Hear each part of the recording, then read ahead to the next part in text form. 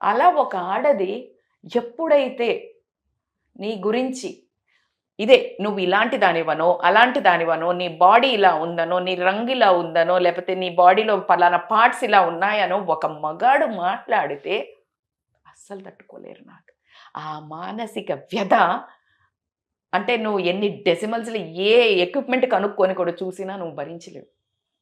ఏం చేయలేని నిస్సహాయత. కొంతమంది డబ్బు కోసం అనుకోనియండి, దేనికో వాళ్ళ టాలెంట్ చూపించుకోవడానికి అనుకోండి, కెమెరా ముందుకొచ్చి మాట్లాడాలంటే బోల్డ్‌గా వచ్చేవాళ్ళు వచ్చినా, ఆ కమెంట్స్ కానీ లేకపోతే ఏదైనా పక్కనున్న వాళ్ళు కూడా ఏంటి అంటే ఇప్పుడు ఇలా చేసిందంటే వస్తవా?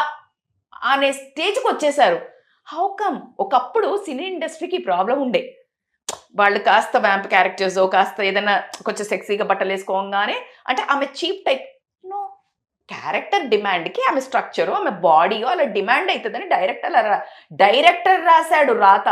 నువ్వు కాదు కదా!